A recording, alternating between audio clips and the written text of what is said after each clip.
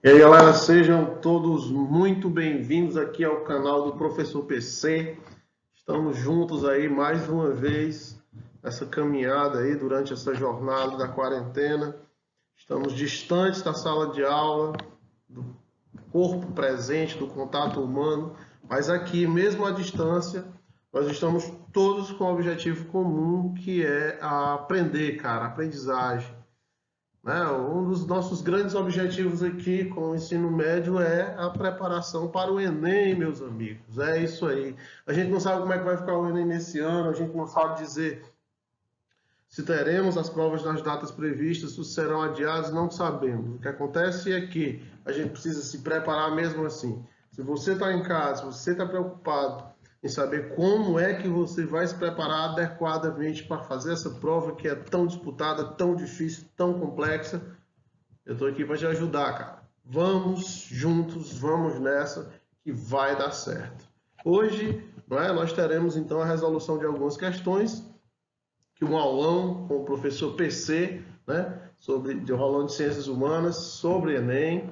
Tamo junto, vamos fazer aqui algumas questõezinhas, sem grandes arrodeios. A questão aqui, o processo vai ser o seguinte: nós temos 15 questões, todas elas retiradas da prova de 2019, ou seja, da prova do ano passado, e nós vamos respondê-las passo a passo, trocando ideia, fazendo um comentário e tudo mais.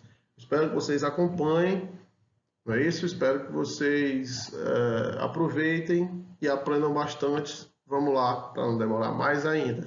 Vamos junto, moçada. Bom, galera, sem mais delongas, vamos às questões e vamos aqui adotar um determinado percurso aqui para responder essas questões todas. Nós temos aqui digamos, um cronograma para fazer tudo isso aqui direitinho. Primeiro a gente faz a leitura dos textos de apoio. Logo após a leitura dos textos de apoio, a gente vai reconhecer do que está tratando o assunto, ou seja, contextualizar, ligar todas as questões, vocês vão ver aqui bonitinho. Depois a gente passa para o comando da questão e, baseado no comando da questão, ou seja, na pergunta que está fazendo, naquilo que está sendo cobrado, é que a gente vai começar a analisar as alternativas, comparando-os com o texto. Beleza? Então vamos aqui. Primeiro ponto, leitura. Atenta, calma e vamos nessa. Vimos que o homem sem lei é injusto e o respeitador da lei é justo. Evidentemente, todos os atos legítimos são, em certo sentido, atos justos, porque os atos prescritos pela arte do legislador são legítimos e cada um deles é justo. Ora, nas disposições que tomam sobre todos os assuntos, as leis têm em mira a vantagem comum, quer de todos, quer dos melhores ou daqueles que detêm o poder ou algo desse gênero. De modo que, em certo sentido, chamamos justos aqueles atos que tendem a produzir e a preservar para a sociedade política a felicidade e os elementos que a compõem. Ok, galera, lido o texto. Aqui você preste atenção que o texto é do filósofo Aristóteles, o livro A Política. Aqui a orientação bibliográfica, você consegue ver aqui, bonitinho, né? Só aqui, ó, Aristóteles. E o que significa ser um texto do Aristóteles? O que significa ser um texto que fala sobre política? Por que isso aqui está importante? Porque é o seguinte: primeiro, uma vez que você leu, você precisa situar esse texto aqui, contextualizado, ligar aquilo que você já sabe. Primeiro, o que nós sabemos desse texto? Esse texto é de Aristóteles, é um texto que fala sobre política. Aristóteles é um filósofo da Grécia Antiga, ou seja, é um cara do pensamento clássico, filosofia grega antiga. Então, tudo que ele falou aqui, todas as palavras dele, você precisa fazer o quê? Você precisa remeter tudo ao contexto da política clássica, política grega clássica, certo? Ou seja, você faz isso para você não descontextualizar. Muito provavelmente, as alternativas que você vai responder, elas vão trazer coisas parecidas, mas, por exemplo, um pouco fora de contexto. Se você não reconhecer o contexto daquilo que você está lendo, provavelmente você vai perder a questão por confundir os aspectos. Ok? Então, vamos lá. Lido o texto, reconhecido o texto, tendo feito a correta contextualização, o que a gente vai fazer? A gente vai para o comando da questão. Ou seja, a gente vai ver aqui, ó, nesse outro aspecto aqui, nesse outro texto aqui, ó, nessa outra parte, aqui nós temos o comando da questão. De acordo com o texto de Aristóteles, o legislador deve agir conforme a Ou seja, essa parte que eu acabei de ler, o comando, ela é fundamental, galera, porque esse comando é isso aqui que você tem que ter atenção para responder. Aqui vai estar dizendo exatamente o que está sendo cobrado na questão, beleza? E o que está sendo cobrado? De acordo com o texto que você leu, como é que um legislador, ou seja, como é que o cara que faz as leis, ele deve agir, certo? Letra A, ele deve agir de acordo com a moral e a vida privada? Bom, galera, é o seguinte, nós vimos que o texto, ele trata sempre sobre as questões da vantagem comum, olha aqui, fala sobre os atos que tendem a preservar para a sociedade política a felicidade, entende? É o seguinte, esse texto fala sobre a função do legislador, né, e ao fazer suas leis, e o que ele está querendo com aquilo ali. Ou seja, esse cara tem que agir de acordo com a moral? Para o contexto grego, sim. Né? A ética, ela está vinculada à ação de cada indivíduo e ela, obviamente, né, a ética tende à justiça. A justiça, para ser alcançada, ela precisa de verdade atender à moral. E a vida privada? Olha, vantagem comum, sublinhei aqui, sociedade política, ou seja, preservar a sociedade política. Sociedade é coletivo, não é privado. Não se trata da sua felicidade, não se trata da vantagem individual, mas da vantagem comum.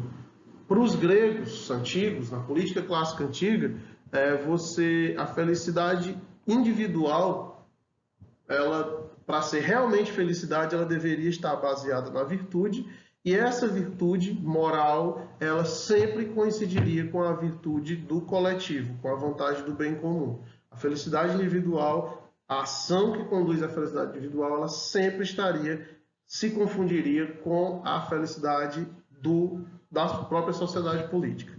Então, não se trata de vida privada. Letra A, 9. Letra B. O legislador deve agir conforme a virtude e os interesses públicos. Obviamente que o legislador tem que ser virtuoso, ele precisa agir conforme a virtude. E, sim, o legislador precisa agir conforme os interesses públicos. Afinal de contas, né, ele busca a vantagem comum, ele busca preservar a felicidade da sociedade política, como a gente acabou de ver aqui. Então, o que acontece? Essa alternativa, sim, parece ser a certa. Mas, vamos lá, letra C. Ele deve agir conforme a utilidade e os critérios pragmáticos. Primeiro, a pragmática, o que significa esse termo pragmático? Que no nosso contexto, a pragmática significa de acordo com critérios práticos, né? Baseados apenas na utilidade da lei. E não é bem assim. Utilidade e pragmático, isso já não remete estritamente, especificamente à filosofia clássica, e sim à filosofia contemporânea, à ética contemporânea, e é um outro assunto, e não significa isso. Letra D, lógica e os princípios metafísicos? Não, esse texto não está falando sobre lógica, não está falando sobre um princípio metafísico, está falando apenas sobre como um legislador deve agir. E letra E, razão e verdades transcendentais. Apesar da filosofia grega, de um modo geral, ser uma filosofia racionalista, apesar do pensamento platônico, por exemplo, a filosofia de Platão acreditar nas verdades transcendentais e tal, últimas verdades primeiras. Aristóteles também tem um livro que é conhecido como a Metafísica, onde a gente vai ter várias abordagens a respeito dessas verdades últimas e transcendentes, mas não é o caso. O contexto é um texto sobre política, é isso aqui. Então, de maneira que a letra A, a letra C, a letra D e a letra E, elas parecem que estão fora de critério, seria a correta a letra B. E aí, será que é? Será que vai ser? Vamos ver, né? Exatamente, gabarito letra B. Compreendem? Massa? Vamos à próxima. Olha aí. Agora, uma outra questão de filosofia. Primeiro passo, lê o texto. Tomás de Aquino, filósofo cristão que viveu no século XIII, afirma: a lei é uma regra ou um preceito relativo às nossas ações. Ora, a norma suprema dos atos humanos é a razão. Desse modo, em última análise, a lei está submetida à razão. É apenas uma formulação das exigências racionais. Porém, é mister que ela emane da comunidade ou de uma pessoa que legitimamente a representa. Isso aqui é um texto extraído do livro de História da Filosofia Cristã, livro do Etienne Gilson. E aqui está se referindo a um pensamento de Tomás de Aquino, que é um filósofo cristão, filósofo lá da Idade Média e tudo mais. Tranquilo? Vamos lá, vamos aqui logo para a pergunta, né? Vamos ao comando da questão. O que é que está se cobrando aqui? Vamos lá. No contexto do século XIII, ou seja, no contexto do século XIII, a visão política do filósofo mencionado retoma o... Ou seja, lá dentro do contexto do século XIII, aqui o pensamento cristão, na Idade Média, ali, começo do período escolástico, filosofia medieval, a gente vai ver que essa visão política do Tomás de Aquino, né, esse pensamento político, ele vai remontar a quem? Certo? Qual é que tipo de pensamento Tomás de Aquino retoma? Então vai lá, ele retoma, letra A, o pensamento idealista de Platão. É preciso aqui dizer o seguinte, a filosofia cristã, portanto a filosofia medieval, ela é muito influenciada por Platão, certo? Através do neoplatonismo, ou seja, uma corrente de filosofia platônica, né, que surgiu no período helenístico. Mas o seguinte, não só Platão, também Aristóteles. Se você estiver atento, Tomás de Aquino, ele é um filósofo absolutamente influenciado pelo pensamento de Aristóteles. Ok?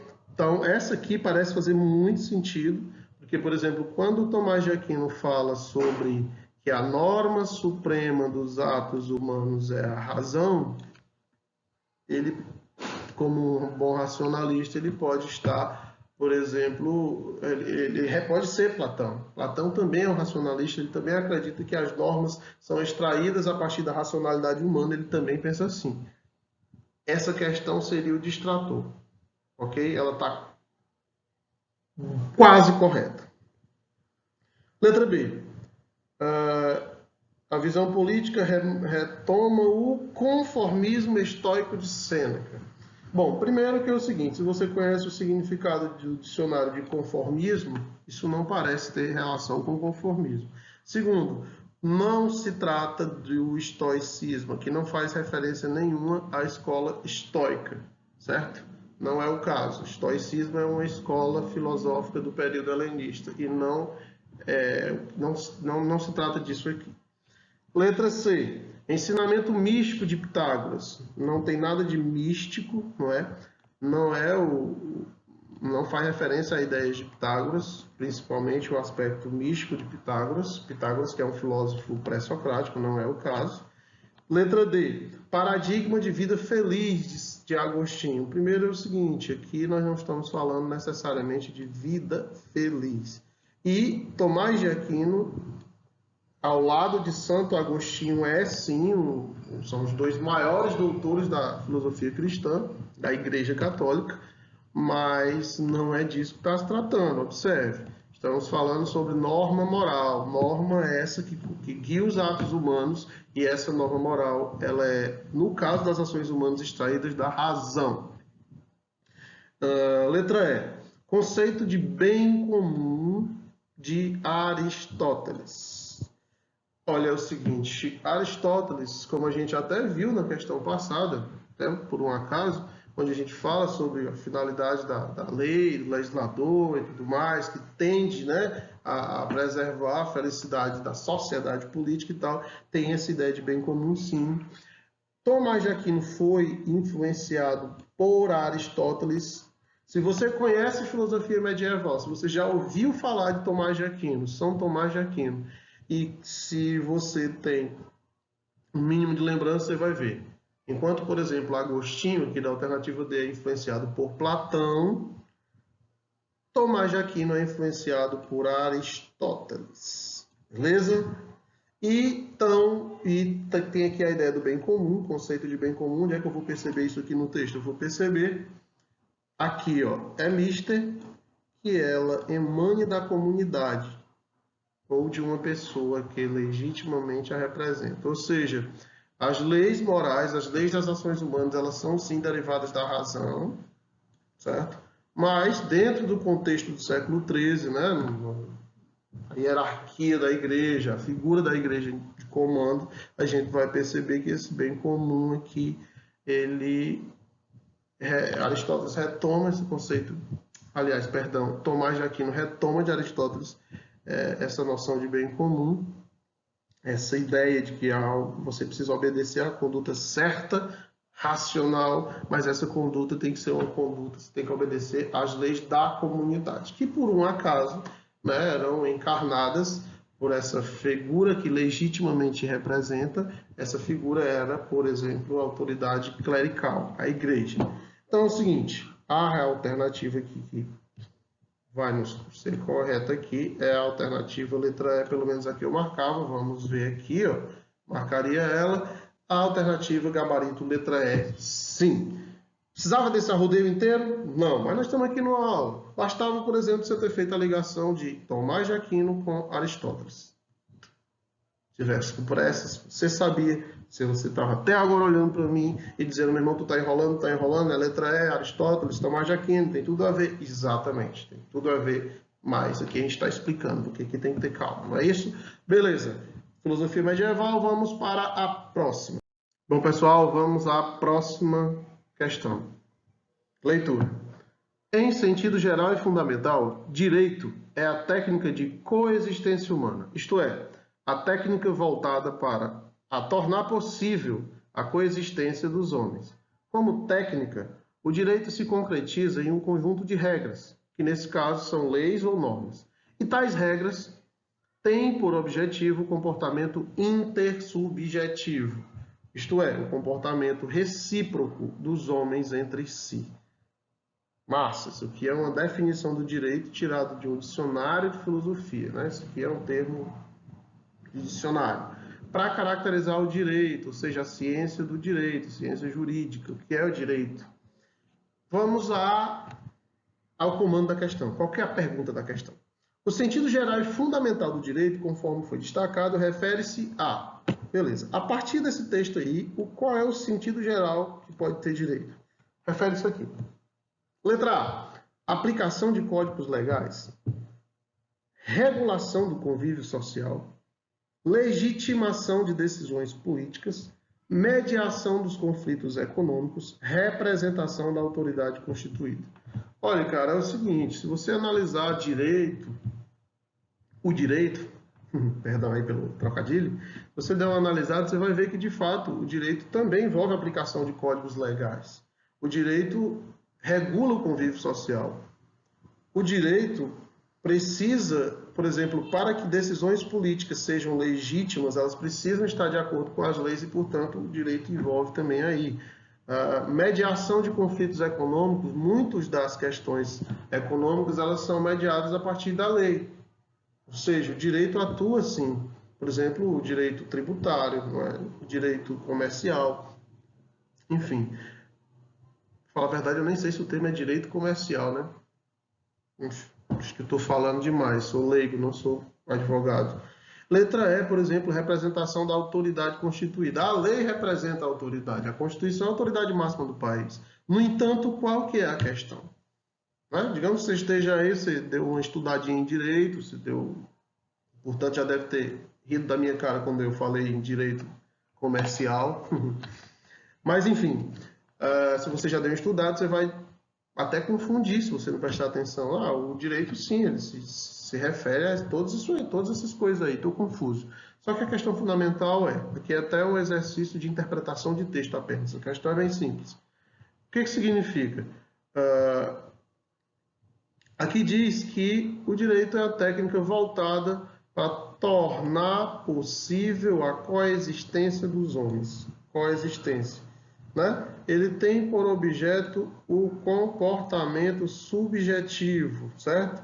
recíproco dos homens entre si. O que é que esse texto, essa definição está dizendo? Que o direito é técnica para regular a coexistência das pessoas. O que está falando? O que é coexistência dos homens? É o convívio social, brother. Então, o direito regula o convívio social. Alternativa B. Vamos ver? Aê, garoto! Vamos à próxima, que a aula está ficando longa. Vamos lá! A Declaração Universal dos Direitos Humanos, adotada e proclamada pela Assembleia Geral da ONU na Resolução 207-A, de 10 de dezembro de 1948, foi um acontecimento histórico de grande relevância. Ao afirmar pela primeira vez em escala planetária o papel dos direitos humanos na convivência coletiva, pode ser considerado um evento inaugural de uma nova concepção de vida internacional. Isso aqui foi tirado aqui de onde foi tirado o livro, então nós sabemos que isso aqui está falando sobre a Declaração Universal dos Direitos Humanos, não é?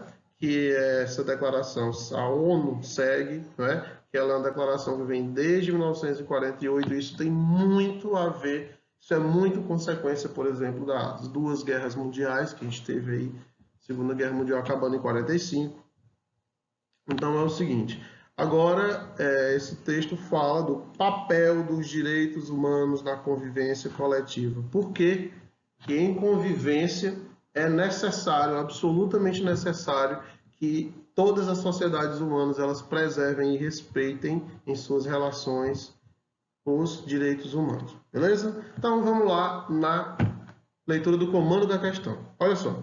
A declaração citada no texto introduziu uma nova concepção nas relações internacionais ao possibilitar certo? Que concepção nova foi essa aqui? Vamos lá. Letra A. Superação da soberania estatal.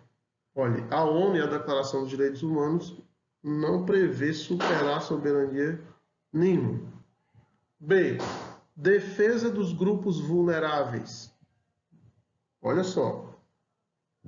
Defesa de grupos. Os direitos humanos defendem determinados aspectos, determinadas minorias, por exemplo, mulheres, negros escravizados, a tortura contra presos, exilados políticos, exilados de guerra, imigrantes ilegais, enfim. Então, faz sentido pensar que grupos vulneráveis. Letra C. Redução da truculência belicista.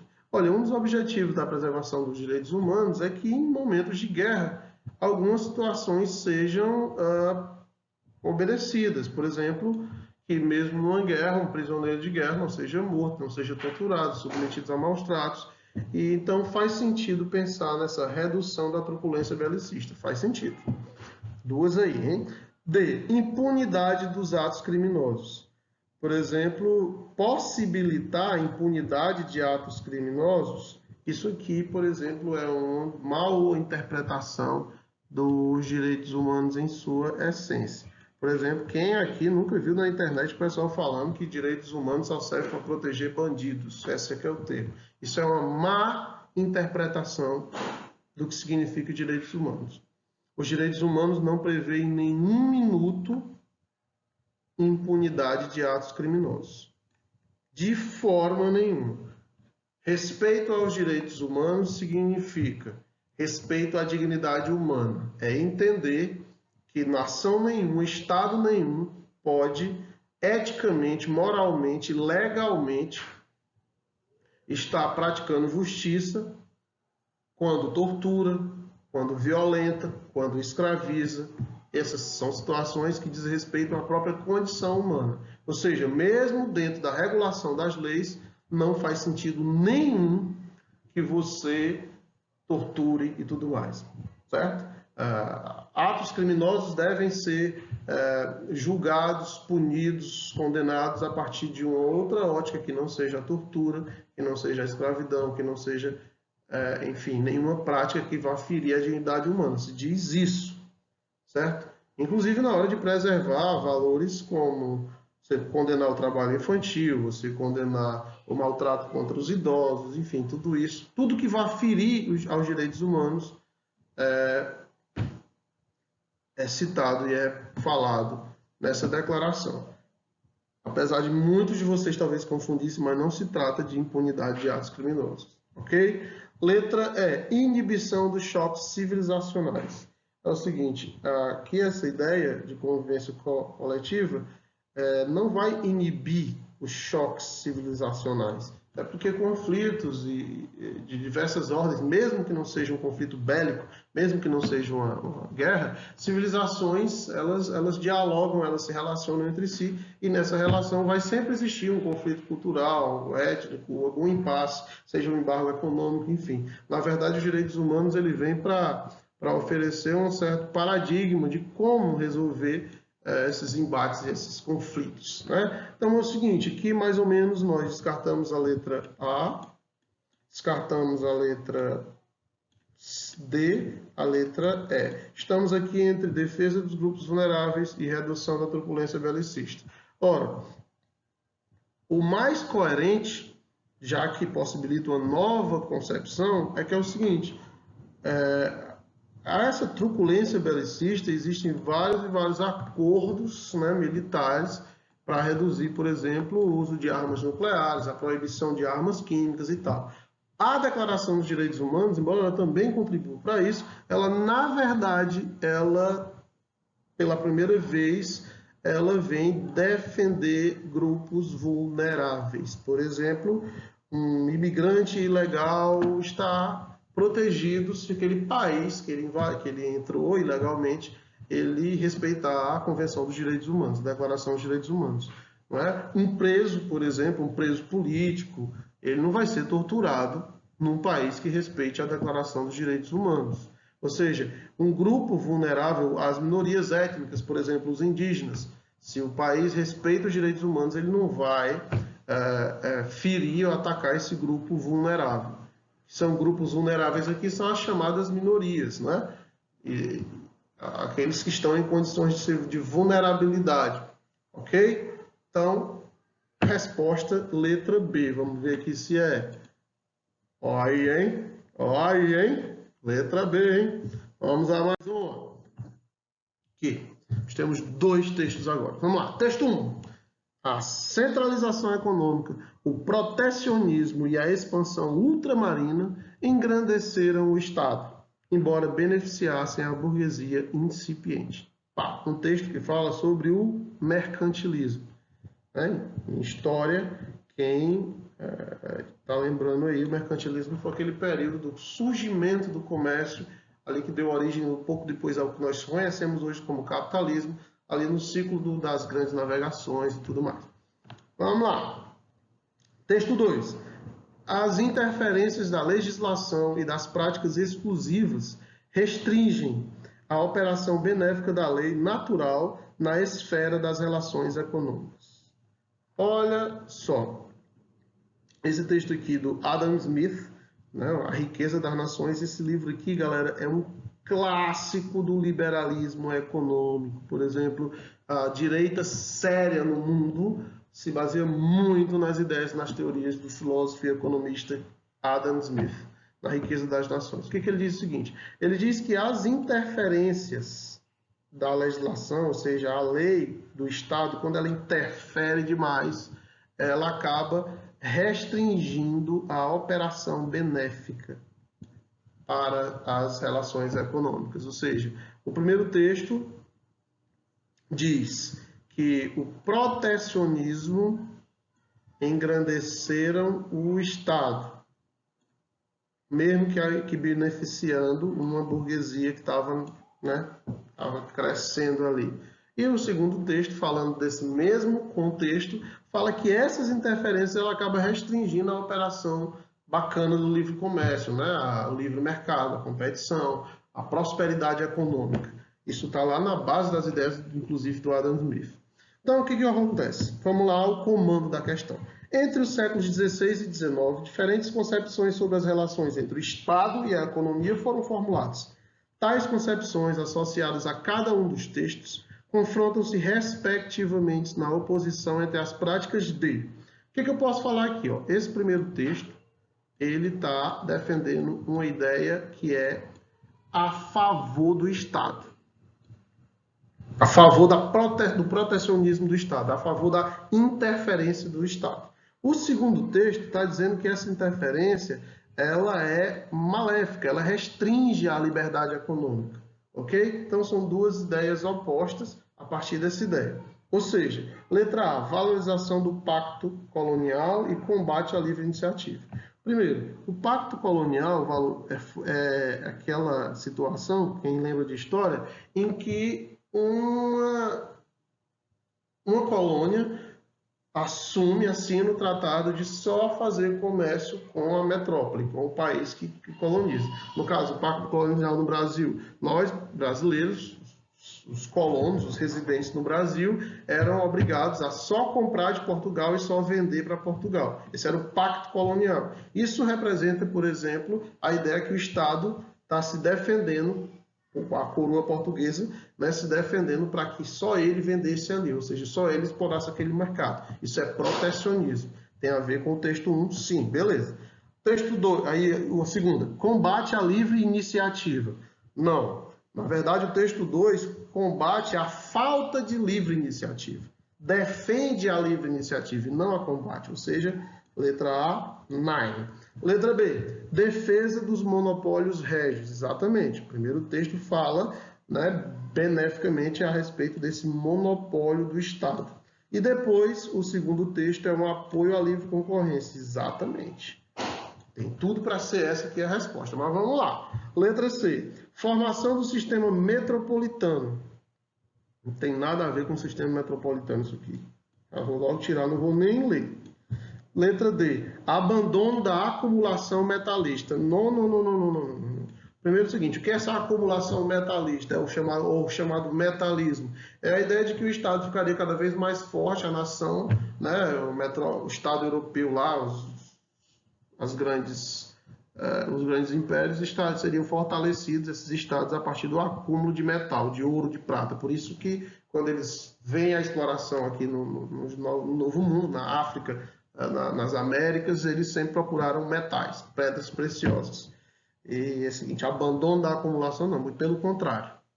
E letra E, eliminação das tarifas alfandegárias de forma alguma. Se o protecionismo do Estado estava justamente nessa tarifa alfandegária, né? Nessas barreiras econômicas, nessa dificultação do livre comércio. Todas elas, galera, é a letra B, eu não tenho nem dúvida, porque essa aqui foi bem fácil para quem conhece, né, essa diferença entre o liberalismo e o protecionismo estatal lá da época. Vamos ver se é? Olha só, letra B. Tô dizendo. Tamo indo aí, hein?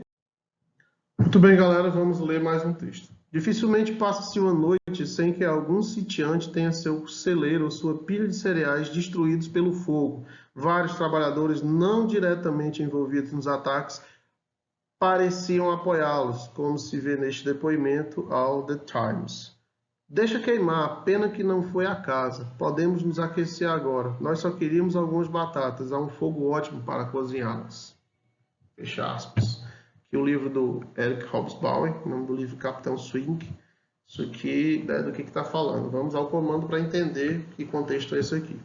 A revolta descrita no texto, ocorrida na Inglaterra no século XIX, é o contexto daquilo ali, foi uma reação ao seguinte processo socioespacial.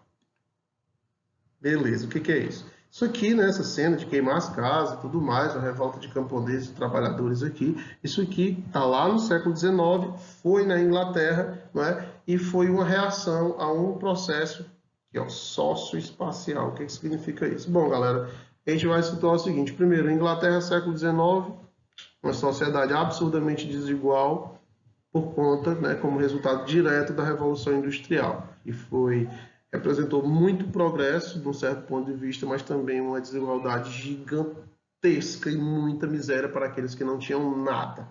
E que processo socioespacial é esse? Ou seja, o processo ou seja, o processo político ali dentro daquele meio social, espacial.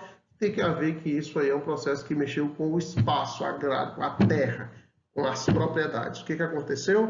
Que revolta foi essa? Foi uma reação ao quê? Foi uma reação, letra A, a restrição da propriedade privada. Será que houve restrição da propriedade privada? Vamos deixar isso aí aberto. Letra B, expropriação das terras comunais. Olha só, expropriar. Expropriar é você tomar terras comunais. O que é isso? As terras comunais eram onde aqueles camponeses trabalhavam e plantavam, né, e tiravam dali a sua sobrevivência.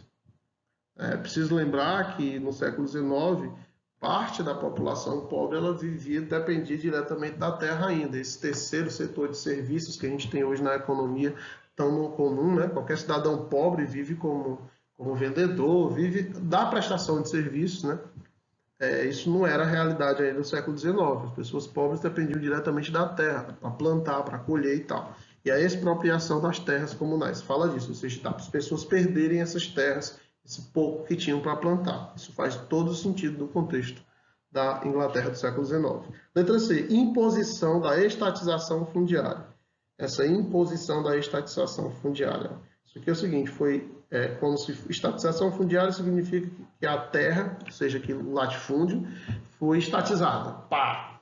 Isso é coisa dos governos, por exemplo, socialistas. Os caras estatizam toda a produção na terra e tudo mais. Não é o caso da Inglaterra, nunca foi comunista, né, de jeito nenhum. Letra D, redução da produção monocultura. Isso aqui está dizendo que diminuiu a produção de uma única cultura. Ou seja, o que é uma monocultura?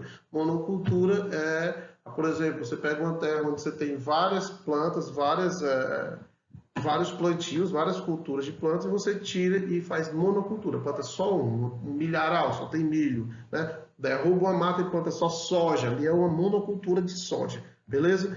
Não é o caso aqui, não está falando disso. Proibição de atividades artesanais também não tem nada a ver com atividade artesanal. O texto fala de uma situação de pobreza, de uma situação de falta de ter o que comer. Isso aqui tem a ver, mais uma vez, parece que eu escolhi, foi de propósito, com a letra B. Expropriação de terras comunais, ou seja, o camponês se revolta, né, por não ter o que comer, porque a base da economia, a base do sustento dele era a terra. Beleza? Vamos ver se será? Será? Olha aí, de novo. Próxima questão. De fato, não é porque o homem pode usar a vontade livre para pecar que se deve supor que Deus a concedeu para isso. Há, portanto, uma razão pela qual Deus deu ao homem essa característica, pois sem ela não poderia viver e agir corretamente. Pode-se compreender, então, que ela foi concedida ao homem para esse fim, considerando-se que, se um homem a usa para pecar, recairão sobre ele as punições divinas. Ora, isso seria injusto se a vontade livre tivesse sido dada ao homem não apenas para agir corretamente, mas também para pecar. Na verdade, por que deveria ser punido aquele que usasse sua vontade para o fim para o qual ela lhe foi dada? Isso aqui é uma reflexão, né, sobre Deus, sobre o livre-arbítrio, que nos remete novamente à filosofia medieval. Está aqui o filósofo Agostinho, Santo Agostinho, falando sobre o livre-arbítrio. Então é o seguinte, nosso contexto é ética, a filosofia medieval fala sobre o livre-arbítrio. Vamos lá.